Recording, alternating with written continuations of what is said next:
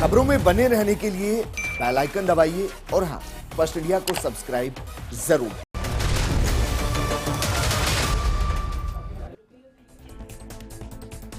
नमस्कार, आप देख रहे हैं बिग फाइट लाइव और आपके साथ में विजेंद्र सोलंकी। 4 फरवरी, वैसे तो ये विश्व बंधुत्व दिवस है, लेकिन इस बार इस दिन प्रदेश के अंदर एक नई यात्रा की शुरुआत होने जा रही है। यात्रा सियासी नहीं बल्कि सामाजिक होगी और इस यात्रा का मकसद होगा संविधान को बचाना, एमएसपी कानून को लागू करवाना, कृषि भूमि का मालिकाना हक दिलाना, भूमिहीन लोगों को जमीन का हक दिलाना, यहां तक कि राजस्थान में ईआरसीपी योजना को लागू करवाना भी इस यात्रा का मकसद होगा। नदियों को जोड़ना, देश में जातिगत जनगणना करवाना, शिक्षा, चिकित्सा और रोजगार को अनिवार्य करवाना, निजीकरण का विरोध, पुरानी पेंशन योजना को लागू करवाना, ग्रामीण क्षेत्रों में आबादी के हिसाब से बजट आवंटित करवाना। सिर्फ इतना ही नहीं, मुद्दे चाहे टोल से जुड़े हों, मनरेगा से जुड़े हों, किसान आंदोलन में शहीद हुए किसानों के परिवारों को मुआवजा और नौकरी दिलाने से जुड़ा हो। इस यात्रा में देश के, प्रदेश के उन 55 मुद्दों को शामिल किया गया है जिनमें से अगर 50% भी सरकार पूरे कर दे तो समाज की स्थिति वाकई में बदल सकती है।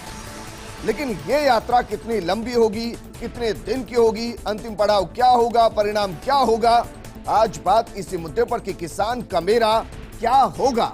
वाकई में इस यात्रा के जरिए एक नया सवेरा।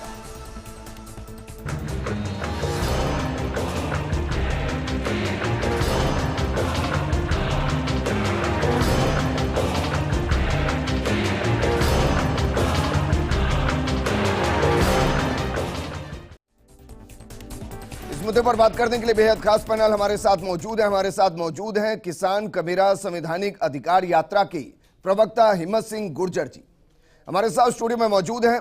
राष्ट्रीय मूल निवासी संघ के राष्ट्रीय अध्यक्ष ताराराम महना जी स्टूडियो में हमारे साथ मौजूद हैं। राजस्थान दस्तकार पिछड़ी जाति संघ के अध्यक्ष मुरारी लाल जांगिड़ जी।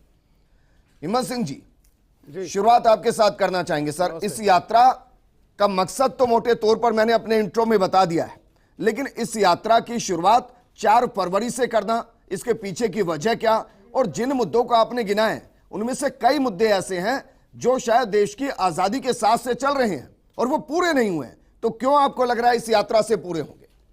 देखिए, यात्रा का जो हमारा मकसद है वो मकसद ये है कि बंधुत्व की भावना पैदा करना। देश में आज जो स्थिति नफरत की जो राजनीति हो रही है उस राजनीति को ख़त्म करना और एक भाईचारा पैदा करना इस देश में और इस प्रदेश में भाईचारा पैदा करना। जो किसान का मेरा कौम है जिसमें जाति, धर्म, समुदाय सभी लोग आते हैं, उनके लिए एक जो नफरत का माहौल, एक भय का माहौल बनाया गया है, उस भय के माहौल को ख़त्म करना। दूसरा ये कि जो हमारा 13 महीने आंदोलन रहा दिल्ली के बॉर्डर पर, 13 महीने के आंदोलन में जो केंद्र सरकार ने जो हमारे से समझौता किया, जो संयुक्त किसान मोर्चा के साथ समझौता किया, उस समझौते की पालना नहीं की सरकार ने। हम सरकार को, केंद्र सरकार को ये वादा याद दिला रहे हैं कि आपने जो 8 दिसंबर 2021 को जो समझौता किया था उस समझौते की पालना क्यों नहीं की। सर, यात्रा तो अब राजस्थान में कर रहे हैं और याद केंद्र सरकार को दिला रहे हैं, ये कैसे? देखिए, इस देश में शासन तो केंद्र सरकार, भाजपा सरकार कर रही है ना जी। तो हमारी मांग यहाँ दिल्ली के बॉर्डर पर, जब शाहजहांपुर बॉर्डर पर हमारा आंदोलन चल रहा था तो हम केंद्र सरकार से मांग कर रहे थे, एमएसपी पे गारंटी कानून की बात कर रहे थे, हमने ईआरसीपी की बात करी। तो अब हम राजस्थान से इस मुहिम को चालू कर रहे हैं, पूरे 33 जिलों में जाएगी और 22 फरवरी को इस यात्रा का समापन होगा, शाहजहांपुर बॉर्डर पर समापन होगा जी। पूरे देश के, तो क्या देश के अलग अलग राज्यों में इस तरीके की यात्राएं चल रही हैं संयुक्त किसान मोर्चा के अंतर्गत? नहीं, इसी तरह की यात्राएं हरियाणा में चल रही है, ठीक। और अभी यूपी में हम चलाने का अभी सोच रहे हैं। अभी को मुजफ्फरनगर में एक आंदोलन चल रहा है गन्ना की रेटों का, तो वहाँ राकेश टिकैत जी उस पर व्यस्त है। तो अभी ऑलरेडी यहाँ हरियाणा में चल रही है ये, और ये राजस्थान में हम लोग 4 फरवरी से जो विश्व बंधुत्व दिवस है उस दिन हम ये यात्रा शुरू करेंगे। ठीक है सर, लेकिन आपको लगता नहीं कि इस देश के अंदर चाहे जितने भी मुद्दे होंगे, मैं पढ़ रहा था उसको पूरा 55 मुद्दे हैं जी, और वो मुद्दे हैं शायद जो देश के सारे ही मुद्दे हैं। यात्रा को ऐसा नहीं है कि अन्नकूट जैसे बना दिया है, लोग समझ पाएंगे कि मकसद क्या है। देखिए, किसान का मेरा कौम है, उनको अपने अधिकारों का पता नहीं है। आज भी हम लोग, जैसे अभी बजट आया, जी। बजट में क्या मिला क्या नहीं मिला, आज गांव के लोगों को पूछा जाएगा, गांव के लोगों से, किसी किसान से बात करेंगे तो उनको पता नहीं है कि बजट में हमें सरकार ने क्या दिया है। हम वो बात बताने जा रहे हैं लोगों को जो हमारे अधिकारों में है, जो हमें संवैधानिक रूप से अधिकार दिए हुए हैं, उनको हम बताने जाएंगे। और जो आप 55 मुद्दे गिनारे, जैसे जातिगत जनगणना है, ये मुद्दा बहुत महत्वपूर्ण है, क्योंकि जब तक जातियों की जनगणना नहीं होगी तब तक उसका डेटा नहीं आएगा, तो उसके पिछड़ापन का उनका कहाँ आंकड़ा आएगा। जैसे अभी कोर्ट ने, आपने मध्य प्रदेश में ओबीसी की एक स्टे किया, और वो स्टे इसलिए किया कि आपके जातिगत जनगणना के आंकड़े नहीं है, कितनी पिछड़ी है कितनी अगड़ी है, तो ये जातियों की जब तक जनगणना नहीं होगी तो कैसे पता लगेगा। ठीक तो है, आप ये कह रहे हैं जब तक ये पता नहीं चलेगा कि वर्तमान स्थिति में किस जाति का कितना परसेंटेज है, उसके हिसाब से आरक्षण को भी हम किस तरीके से जी दोबारा रिस्केड्यूल करें। नहीं, आरक्षण के साथ ताराराम महना जी, जी सर हम बात करें जातिगत जनगणना कराने की, और सच्चाई यह है कि 2011 के बाद देश में अभी तक जनगणना भी नहीं हुई है, और वो कब तक होगी ये भी नहीं जानते। जी बिल्कुल सही बताया आपने। वैसे जो यात्रा के बारे में भी आपको बताया गया है, आपने खुद भी खुल करके उसको बताया ही है जी। इस यात्रा के जो उद्देश्य है और इस यात्रा का जो नाम है, उसके आधार पर ये सारी बात क्लियर हो जाती है कि ये किसान का मेरा संवैधानिक अधिकार यात्रा है। इसका मतलब है कि अधिकार भी होते हैं, तो अधिकारों के अंदर बहुत सारी चीज़ें, जैसे संवैधानिक अधिकार, हमने इसमें संवैधानिक अधिकार लिए हैं। संवैधानिक अधिकार लेने का हमारा उद्देश्य ये है कि हमारे देश के लोग, लगभग मैं ये दावे के साथ कह सकता हूं कि 95% से ज़्यादा लोग इस देश के संविधान के बारे में कुछ भी नहीं जानते। इसलिए वे संविधान के बारे में नहीं जानते तो संवैधानिक अधिकारों के बारे में कैसे जानेंगे। जी। जैसे कि मैं एक उदाहरण देकर के आपको बताना चाहूँगा आपके माध्यम से कि इस देश के जो संविधान है, उस संविधान के आर्टिकल 1 और आर्टिकल 395 जो लास्ट है, फर्स्ट एंड लास्ट, उसकी हम बात करें तो इस दोनों की इस देश के बहुत सारे शिक्षाविदों को भी जानकारी नहीं। इस देश के बहुत सारे लोग जो अपने आप को बहुत बड़ा विद्वान या धुरंधर मानते हैं, उनको भी नहीं पता। जैसा कि एग्जाम्पल को पूरा करने के लिए article 1 India that is Bharat, ये भारत अंग्रेजी में कह सकते हैं इंडिया, लेकिन इसका रियल नाम ये है कि जिसको पहले भारत इंडिया कहा गया था वो अब भारत है, लेकिन इसे खुलेआम पूरे देश दुनिया के अंदर हिंदुस्तान हिंदुस्तान करके किया जा रहा है, जो कहीं पर भी संविधान के अंदर नहीं है। यानी कि इस देश के लोग जो हिंदुस्तान इस देश को बोलते हैं, उनको उनके संविधान के आर्टिकल 1 का भी पता नहीं। जी। दूसरी बात मैं आपको उदाहरण के तौर पे बता रहा हूं कि आर्टिकल 19(5), लेकिन सर मैं वैसे मैं आपको रोक रहा हूं, क्या किसी भी सरकारी दस्तावेज में किसी भी फॉर्म के अंदर क्या कॉलम में आपको हिंदुस्तान भरने का ऑप्शन आता है? दो ही आते हैं सर, हिंदी में भारत, अंग्रेजी में इंडिया। जी। इसको मैं ऐसे समझाना चाह रहा हूं कि हो सकता है कि मेरा घर का नाम कुछ भी हो जी, लेकिन जब दस्तावेज होंगे या किसी तरीके से मुझे प्रमाणित किया जाएगा तो मेरा नाम विजेंद्र सोलंकी ही रहेगा। तो क्या वाकई में इससे फर्क पड़ता है कि संविधान में भारत लिखा है, इंडिया लिखा है और हम लोग हिंदुस्तान बोलते हैं?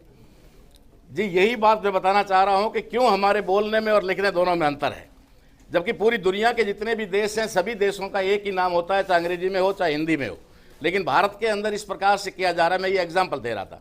दूसरा जो आर्टिकल 395 जो लास्ट आर्टिकल है संविधान का, उसके अनुसार इस देश के अंदर 15 अगस्त को जो स्वतंत्रता दिवस के रूप में मनाना ये संवैधानिक सही नहीं है। ये मैं आपको जानकारी के लिए बता रहा हूं। ठीक, ये कारण ये है कि आर्टिकल 95 के अंदर, 395 के अंदर लास्ट जो हमारा अनुच्छेद है, उसके अनुसार स्वतंत्रता अधिनियम 1947 का पूरी तरह से उसमें रिपील किया गया है, यानी कि निरसन किया गया है। तो उसको किस प्रकार से किया जा रहा है, ये मैं आपके एग्जांपल दे रहा हूं। लेकिन सर मैं इन दोनों उदाहरण से जानना चाह रहा हूं, अगर आम आदमी को बता भी देंगे कि भाई भारत कह लीजिए, हिंदुस्तान मत कहिए, आम आदमी को बता भी देंगे कि देखिए 15 अगस्त को स्वतंत्रता दिवस नहीं है, तो उससे उनकी जिंदगी में क्या ही फर्क पड़ रहा है? बस यही फर्क मैं बताना चाह रहा था मान्यवर, कि ये बात जो यहाँ पर हमने जो मुद्दे रखे हैं इसके अंदर, ये मुद्दे इसीलिए रखे हैं कि इनकी जानकारी लोगों को नहीं है। इसीलिए देश के अंदर मूल रूप से कहा जाए तो अधिकार की बात हमने यहाँ की है, लेकिन हम कहना ये चाह रहे हैं कि लोगों को कर्तव्यों के बारे में भी पता नहीं है। कर्तव्यों के बारे में भी पता नहीं होने की वजह से इस देश के अंदर आपराधिक घटनाएं और अपराध बढ़ता जा रहा है। लोग अपने देश के प्रति जिम्मेदार नहीं है, क्योंकि उनको ना तो ड्यूटीज बताई गई ना राइट्स बताए गए।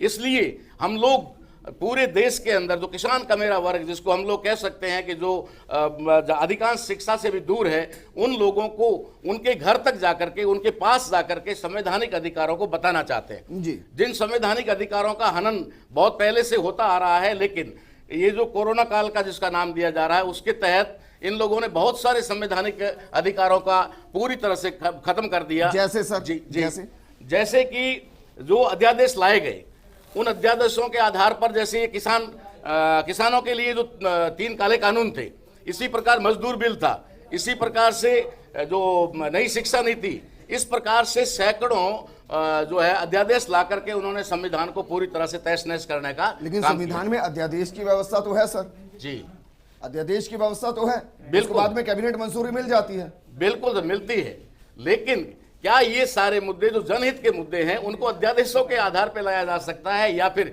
विधिवत संसद के अंदर और राज्यसभाओं में डिबेट करने के बाद? सर बिल्कुल आप सही कह रहे हैं, लेकिन कई बार परिस्थिति ऐसी होती है ना कि हम संसद को नहीं बुला सकते, लेकिन काम जरूरी है, करना जरूरी है, तो अध्यादेश के माध्यम से लाया जाता है, उसके बाद चर्चाएं होती हैं। ये तो संसद की एक परिभाषित व्यवस्था है जिसके माध्यम से किया जाता है, गैर संवैधानिक थोड़ी ना है सर ये। जी बिल्कुल, हम ऐसा मानते हैं, लेकिन ये बात बताना चाहते हैं कि क्या सिर्फ कोरोना काल के समय में ही लाने अनिवार्य थे? क्या उससे पहले 70 साल में ये कभी जरूरत महसूस नहीं हुई क्या? मैं जैसे हिम्मत जी ने बताया तो मुझे सही लगा, ये हो सकता है मेरे व्यक्तिगत विचार हो बिल्कुल, सर, लेकिन मैं जानना चाह रहा हूं इस यात्रा से जो आप बता रहे हैं उससे जिंदगी में क्या बदल जाएगा? क्या रोजगार मिल जाएंगे, शिक्षा मिल जाएगी, चिकित्सा व्यवस्था अच्छी हो जाएगी, जेब में पैसे आ जाएंगे, क्या होगा उससे? नहीं, लोग अपने अधिकारों के प्रति जब जागृत होंगे तो वो शिक्षा भी ले लेंगे, रोजगार भी ले लेंगे और चिकित्सा भी ले लेंगे, सारा मामला ले लेंगे।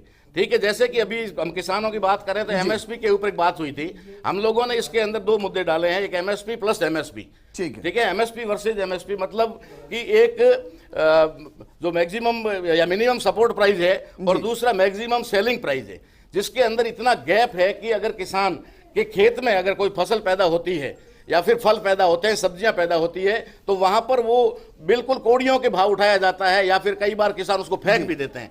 लेकिन मार्केट में आने के बाद में उपभोक्ताओं से उसे 4 गुना, 10 गुना या 20 गुना रेट वसूल की जाती है। सर उसके बीच का अंतर मैं समझा देता हूं अपने दर्शकों को। दरअसल 2 शब्द है, एक होता है एमएसपी और दूसरा होता है एमआरपी। किसानों से एमएसपी पर खरीदा जाता है और फिर उस सामान को एमआरपी पर बेचा जाता है।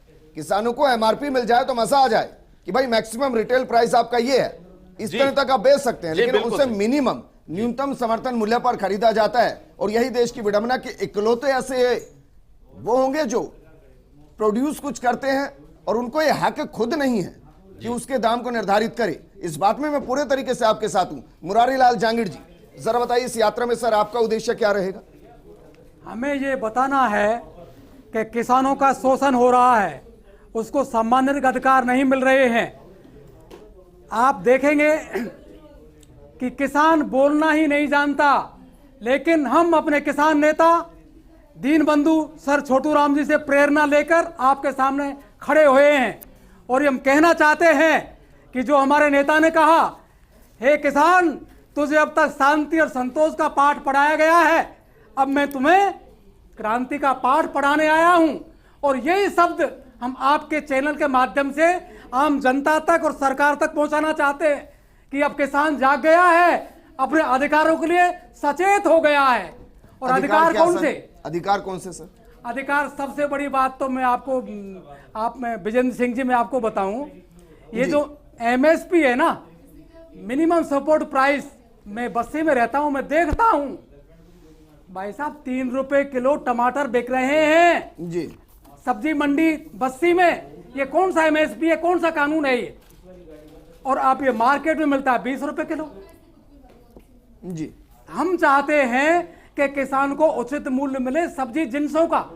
ऐसा नहीं कि केवल मूंग का, उड़द का, चना का, गेहूं का और बाजरे का रख दिया है।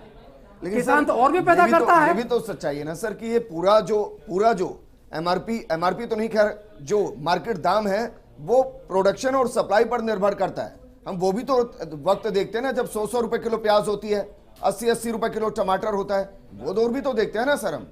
सर ऐसा है कि किसान का पैदा जब बम्पर पैदा मंडी में आती है तो सरकार को ये इंतजाम करना चाहिए, चाहे वो उनको कोल्ड स्टोरेज के माध्यम से, किसान की तो क्षमता नहीं है इतनी कि वो कोल्ड स्टोरेज डाले लेकिन सरकार को कोल्ड स्टोरेज डाल के तो फिर तो और आप इस उनकी बजट फसल का स्वागत कर रहे होंगे सर, क्योंकि इसमें अगर मैं गलत नहीं तो गांव स्तर पर सहकारी समितियों के माध्यम से कोल्ड स्टोरेज की व्यवस्था के लिए ऐलान किया गया है, जो कल निर्मला सीतारमण ने बजट पेश किया है। ये बजट तो केवल आप देखोगे एक भी किसान के उपलब्ध उसके हाथ के नीचे कोई कोल्ड स्टोरेज नहीं आएगा।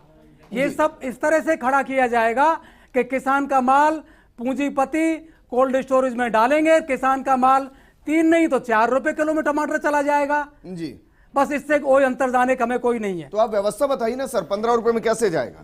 व्यवस्था ये होनी चाहिए कि सबसे पहले तो एमएसपी सभी चीज की निर्धारित होनी चाहिए और किसान का उत्पादन एमएसपी पर प्रत्येक मंडी में पूरा माल खरीदा जाएगा, ये गारंटी चाहते हैं हम। नहीं, लेकिन दाल तिलहन इसके तो एमएसपी निर्धारित होते हैं सर। जी, बस ये तो फल होते हैं। सब्जी को अगर छोड़ दिया जाए जी। तो बाकी का तो निर्धारण होता है। लेकिन सर इसका मैं आपको कारण बताऊं कि हमारे साथी हमारे किसान भाई ये नहीं जानते हैं कि वो जमाबंदी के नकल लेकर वहां जाओ और जमाबंदी के नकल को पहले मैं एंट्री कराओ, उसके बाद में आपका 12 दिन बाद में 15 दिन बाद में आपकी खरीदारी होगी माल की। ठीक है हिम्मत सिंह जी, क्योंकि मैं आपके इन पॉइंट को पढ़ रहा था ना, मुझे कुछ पॉइंट बहुत सही लगे। जैसे कि डिमांड की जा रही है कि भाई अगर कहीं पे परिस्थिति ऐसी हो कि रोजगार उत्पन्न ना हो रहा हो तो वहां 100 दिन के मनरेगा रोजगार को एक्सटेंड कीजिए ताकि वहां रोजगार हो। आप डिमांड कर रहे हैं कि भाई जिस तरीके से ये सब कुछ चल रहा है, चिकित्सा फ्री होनी चाहिए, शिक्षा फ्री होनी चाहिए, देश के अंदर होना चाहिए, लेकिन ये तो हो भी तो रहा है ना। सरकारी स्कूलों में ना के बराबर में चिकित्सा शिक्षा है और सरकारी अस्पतालों में चिकित्सा है।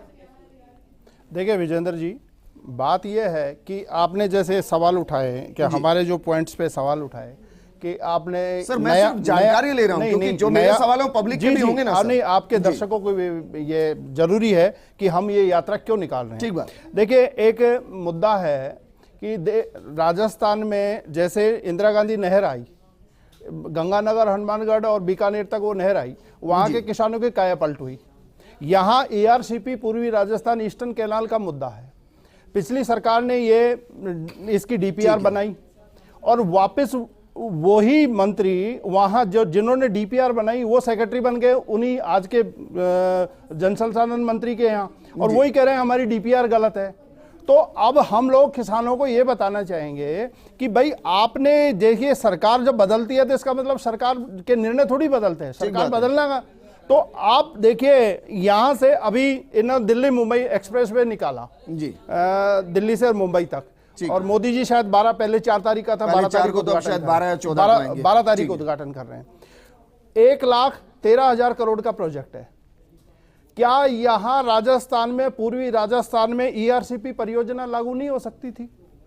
केवल 40,000 करोड़ का प्रोजेक्ट था वो तो जी, कितने लोगों को फायदा होता, कि 2 लाख हेक्टेयर भूमि की सिंचाई होती, पीने का पानी होता। मैं इस पर फर्स्ट इंडिया 20 प्रोग्राम कर चुका है सर, ERCP के हर बिंदु को लेकर कर चुका है कि 13 जिले कैसे हैं, 3 करोड़ से ऊपर की आबादी है, 2 लाख हेक्टेयर से ऊपर की भूमि है, ये हम कर चुके हैं। लेकिन ये तो 13 जिलों की बात हुई ना, जब इन 13 जिलों से यात्रा बाकी जगह पहुंचेगी वहां क्या करेंगे सर? अभी देखिए शारदा यमुना साबरमती लिंक प्रोजेक्ट की बात है जी।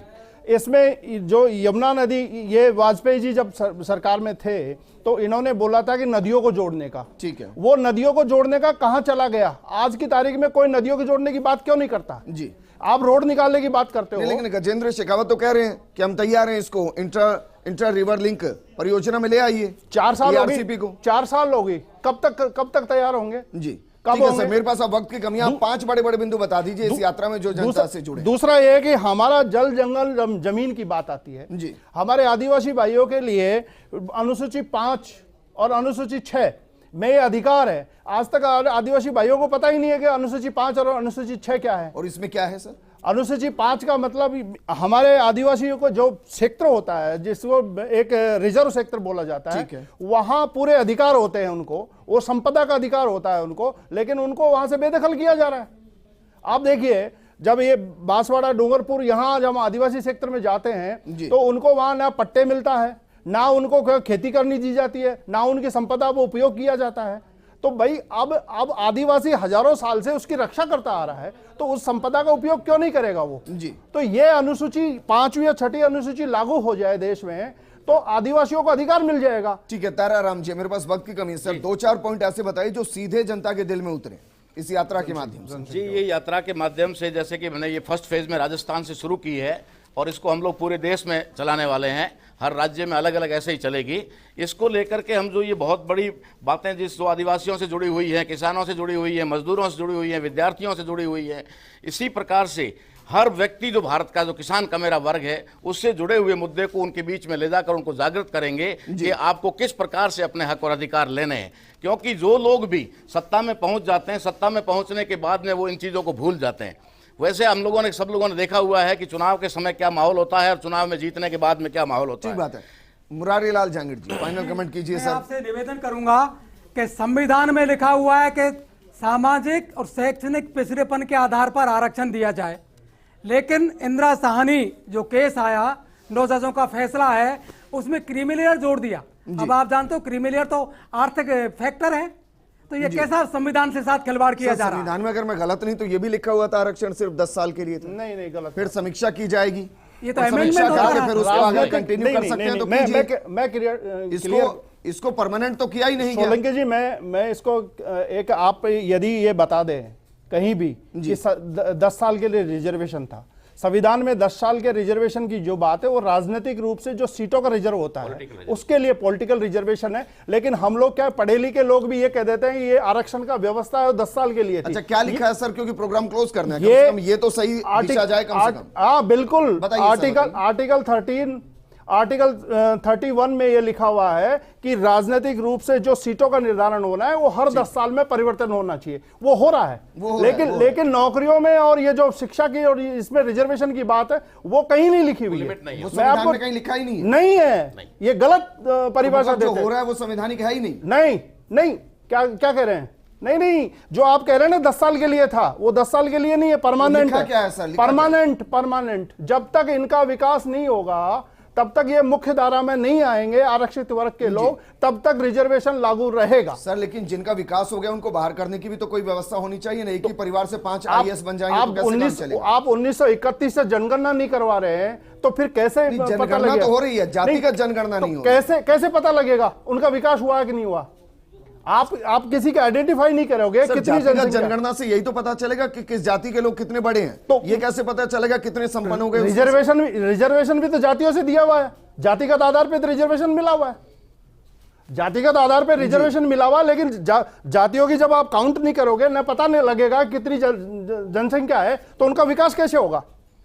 तो ये रिजर्वेशन की जो बात है, ये हम लोग पढ़े लिखे लोग भी ये कहते हैं कि 10 साल के लिए था, ये करेक्ट नहीं है। जी ठीक है सर, शुक्रिया हमारे साथ जुड़ने के लिए। हिम्मत जी 10 सेकंड सर बोलिए।